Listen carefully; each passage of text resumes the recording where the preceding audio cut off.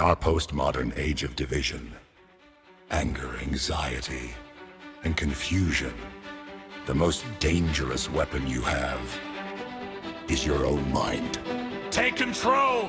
Question everything! This is the Intellectual Freedom Podcast. Can I be super controversial with you for just one moment? Just between you and I, as this series is by its very nature going to be controversial pretty much from the beginning of it all the way to the end. But let me just say this. Wouldn't it have been nice if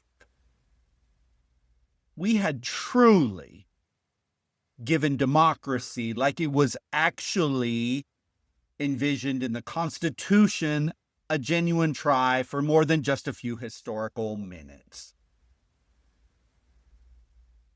But I want to be honest with you in a hard way, in a way I'm not real happy to say, nor have I always thought this way, but the concept of Western democracy that was birthed in that bloody, messy set of revolutions across the West, especially in America and France, that style of democracy, it's dead. The culture it was intended to spawn is dead. And I think if we strip away our ego, we can all feel it. Some of us feel it constantly. Some of us only feel it when the other team wins an election and the other team throws out the, oh no, this time it will be the death of democracy as we know it.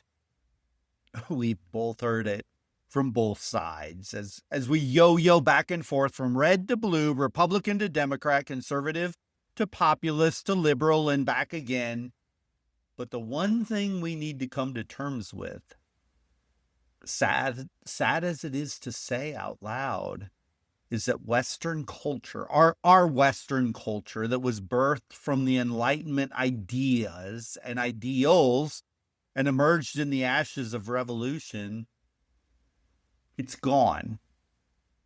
We just don't know exactly how to put our finger on the pulse of the dead body yet. And if I'm going to be transparent and honest, I don't want it to be dead or gone. But in this podcast series, we're going to give it our absolute best shot. I'm going to give it my absolute best shot to try and deconstruct this thing that we are currently living in. We're going to try and understand what is shaking beneath our feet right now. Today, while you're listening at home or on your commute or at the gym, you might think I'm being hyperbolic. You might be rolling your eyes thinking, here he goes again, another doomer saying the sky is falling. And your initial instinct might be to just dismiss this thing, to tell yourself, nah, things really aren't that bad. You're overreacting. So let's just look at some actual numbers. Let's look where we stand right now. Trust in the federal government, 20%. Pew Research says this. Look, if that was our only problem, we could overcome it. We've hated the government before, won't be the last time. But trust in the public education system, 36% by Gallup. Again, if that was just the isolated issue, we could probably somehow figure out a way to fix it. Trust in mass media, 32%.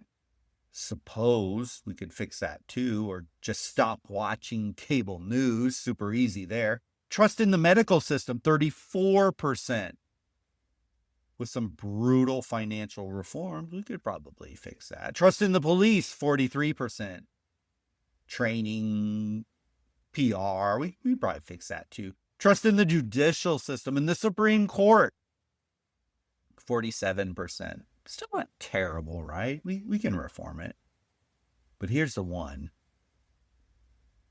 that breaks the back of this entire experiment. Trust in each other, aka the political divide. Barely 20% of Americans trust the quote-unquote opposing party to simply do what's right. Ouch. That one stings. How pathetic is that? How pathetic is it that we allow the machine, politicians, media, social media, to convince all of us average people, that the other guy living across the street flying a Trump flag or some other Antifa something, I don't care what it is, the other guy across the street, now that's the real problem. We can't even sit across the table at Thanksgiving anymore without someone throwing a dinner roll at their loudmouth uncle. I mean, I could rattle off another 5 or 6 institutions where trust is just evaporating, but taken as a whole, things have fallen apart. When trust is gone, the system is doomed to fail. The fact is, there's very little that we have faith left anymore. Not our institutions, not even our own fellow citizens. And if you don't believe our culture is quote unquote dead, I think maybe you can at least agree that it's on life support. So this brings us to the core of what we're doing here with this new series. And normally, I stick to the classics, wisdom literature. Just finished up that Plato series. Wow, what an amazing series. I'm so happy so many people tuned into it. I hope you were able to tune into it. And I hope even more, were you able to read your way through that book? Because it is not an easy slog, is it? If you made it, hey, kudos to you. Very, very impressive. But so why are we going right now full throttle modern for the next 5 weeks? And upon finishing up Plato, I just felt it's time. There's just an unsettled queasiness in our world right now. We sense things are not right. And I ran across a book that diagnoses why better than anything I've read in quite some time. So I thought I would share it with you. And this is the book. Go buy it. I promise you it's way easier and way faster to read than our Plato series. It does. It reads super fast. The book is called Against the Machine on the Unmaking of Humanity. I'll say that one more time. Against the Machine on the Unmaking of Humanity, by a modern writer by the name of Paul Kingsnorth. And before we dive into the mechanics of this book, I need to stage the atmosphere, the spiritual atmosphere for you. So Kingsnorth is an incredibly interesting guy, heavily influenced by poets. And to cue up a conversation about the machine, which sounds like such a vague sci-fi trope, we need a framework. So what is the machine? I mean, you hear this again and again. What is the machine? Who runs it? Are we doomed to just be cogs in it? This isn't a new question or a new anxiety, but Kingsnorth, in his book, he cites a Welsh poet. And his name is R.S. Thomas, and he perfectly captured the eerie, lonely reality of modern isolation. And this poem will be, it's hard to call it the cornerstone of our conversation, because that's maybe a little much, but kind of the feeling of this poem, it lingers across the pages. And I think it should linger in your mind today as you hear it, wherever you're listening in. The poem captures I guess you could call it our postmodern sensibilities so perfectly. And it just might make the hair on your arms kind of stand up. So listen to it. So R.S. Thomas, poems called The Other. The machine appeared in the distance, singing to itself of money. Its song was the web. They were caught in, men and women together. The villages were as flies to be sucked empty. God secreted a tear. Enough, enough, he commanded. But the machine looked at him and went on singing. Just let that sit there for a second. Think about the archetypal weight of that.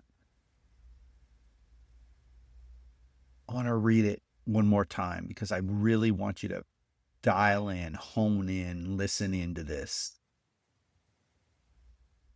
The machine appeared in the distance, singing to itself of money. Its song was the web they were caught in, men and women together. The villages were as flies to be sucked empty.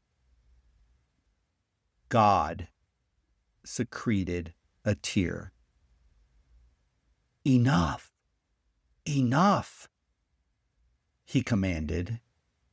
But the machine looked at him and went on singing. Okay, now let's break this thing down carefully. There's a seduction here.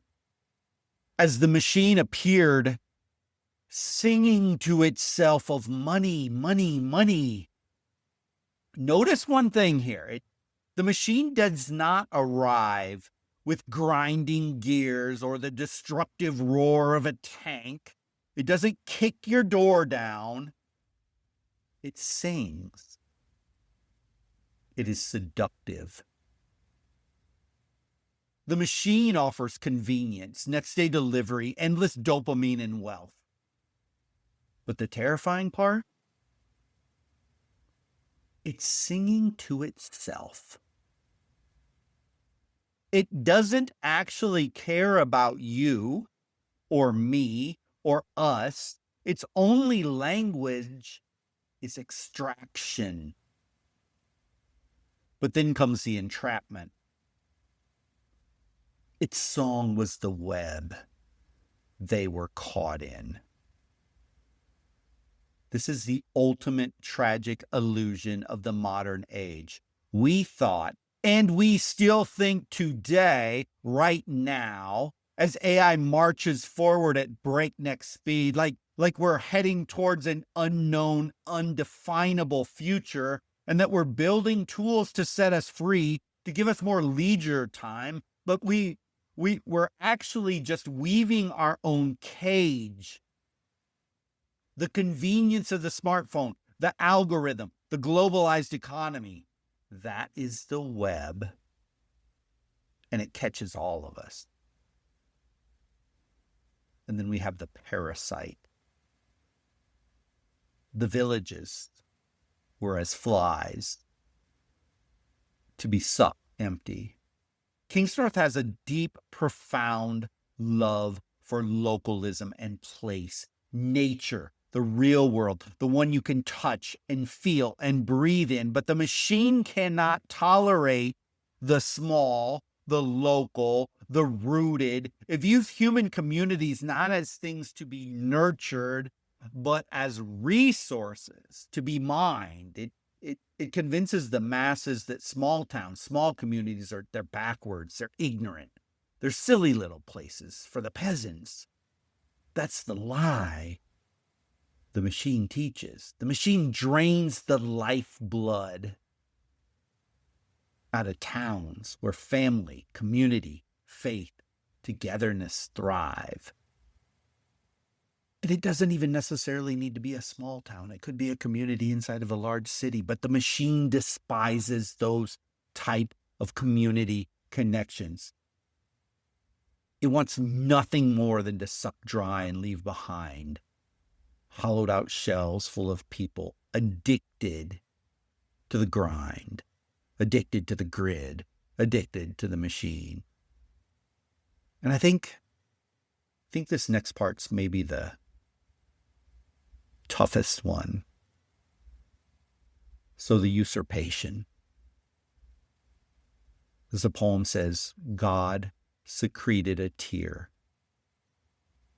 and said, enough, enough. But the machine looked at him and went on singing. This is the gut punch. In traditional theology, God sets the limits of creation. Here God sees the destruction, weeps for humanity, and commands the machine to stop. So of course the machine should obey, right? That's the theology. At least listen to God. But the machine just looks at the creator of the universe, entirely unbothered, and goes right back to its song and singing. It's deaf. It's deaf to the divine. It could care less about the divine. It has upended God and become its own unstoppable force. We can't go any further along before I spend some time and define the machine, because I think, myself included, when I picked up this book for the first time, I was so curious, like, what is he talking about? How do we define this machine? What are we actually up against? We have to define the enemy, right? The machine is not just your iPhone. It's not just ChatGPT. Kingsnorth defines it like this, quote, "The machine is not simply the sum total of various individual technologies. The machine is, rather, a tendency within us manifesting today as an intersection of money, power, state power, and increasingly coercive and manipulative technologies, which constitute an ongoing war against roots and against limits," end quote. I guess we could say it's an ideology. It is the triumph of the planned over the organic. It views the messy human condition as a math problem to be solved rather than a gift to be experienced. It wants to sand off all the rough edges, all those rough, beautifully human edges, and create a frictionless existence. And it's insatiable. There's never enough money. There's never enough power. There's never enough things. There's always more. Progress. It doesn't care what your vice is: money, power, materialism, sex, outrage. It offers up unending appetites. The machine will find your preference because it's efficient that way, and it will gobble you up. Hook, line, and sinker. So let me transition and let's talk about this author. It's Paul Kingsnorth, and he's not a run-of-the-mill political pundit on cable news. You're gonna, if you think that, you're gonna be very disappointed. I don't even know what to call this guy. He's kind of bizarre, fascinating mix. He's kind of a Frodo Baggins, Ted Kaczynski mix. I don't know. He started out as a radical tree-hugging environmental activist in the 90s, But he eventually realized that standard eco-activism was just another branch of the machine, which he'll talk about in the book. It was just trying to use technology to save us from technology. It was pseudo-religious cult. So he bailed. He bailed from it. He moved to rural Ireland. He learned to grow his own food. He homeschooled his own kids. He transitioned from a Wicca and Zen mixing Buddhist type to Orthodox Christianity. And here's a quote that frames his entire mindset. Quote, if you look at the environmental crisis and ask, why is this happening? Maybe it's politics. Then you realize it's not that. You keep going down and down and down, and you realize the crisis is not technological or economic or political. It's cultural, which means actually it's spiritual. End quote. Let's break that down, because to understand that quote is to understand Kingsnorth. And so he sees the symptoms of the machine: politics, tech, economics. We're just obsessed with structural fixes. We think if we just elect the right guy or tweak the tax code, we will be saved. But these are just mechanisms. How often have we been seduced by political promises thinking they would fix society, only to wake up 4 years later feeling worse? If the soul is sick, the mechanisms fail. So then we get to the culture. He goes deeper, and we're going to go deeper in this book. And politics don't just appear out of the ether. Whether you love Donald Trump or you hate Donald Trump, they are a result of what a society values. Thinks Trump's terrible, but Biden was great, or Kamala Harris was great. They are results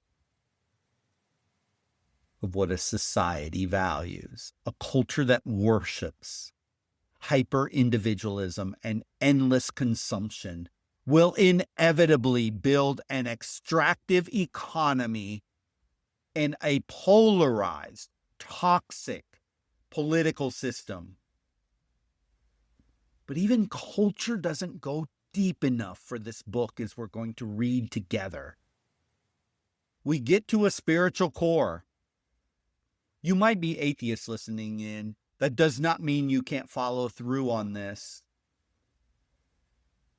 because this is the punchline. Spiritual doesn't mean you have to be sitting in a pew on Sunday morning. Although Kingsnorth is a Christian, it does mean this: asking the deepest human questions. What are we? Are there limits we should respect? And what do we worship? And you might be sitting here listening and you are not a person of faith at all, but that does not free you from being able to answer this question deeply, profoundly, and honestly. Who are you? Are there limits that you need to respect? And what do you worship? See, modernity's spiritual disease is the Enlightenment arrogance that we, you and I, are gods who can master the universe with our intellect and our critical thinking and our minds. But how many people today would say that we are more ethical, we are more honest, we are more kind to each other, we are more humble to each other, we are less controlled by money and power and influence today than we were in prior generations? Kingsnorth in this book will opposite that because our spirit has become arrogant, our culture is disconnected, our economics are greedy, and our environment is collapsing. So if you made it this far, let me give you 4 reasons why you need this series in your life. Let's just get down to brass tacks. Why do you need to listen to this series and read this book? Please read the book when you listen to this series. Own it yourself. Don't let me deliver it to you. Own the knowledge yourself. And the way that you own the knowledge is you read it. I want to give you something you can sink your teeth into. Number 1, you're going to name the ghost that is in the room, or the elephant that's in the room, if you prefer. Have you felt that low-grade exhaustion, that sense that no matter how much progress we make, life just feels more frantic, more artificial, more isolating? Why is everyone so angry? You aren't lazy. You aren't crazy. Left, right, conservative, liberal. Everyone's feeling it. The book validates that unease. We're going to name the elephant in the room so you can stop blaming yourself for feeling burned out, maybe feeling insane about a system that was literally engineered to burn you out. Number 2, you're going to claim your mind from the algorithm. We all know we spend too much time on screens. Boring. We all know it. Not spending lots of time there. But the machine doesn't just want your attention. It wants to rewire how you vote, how you love. What's your view on your career? We're going to break down how the grid, this machine, is farming your behavior. And we're going to talk about how to take back your autonomy. You are not a byproduct. You do have agency.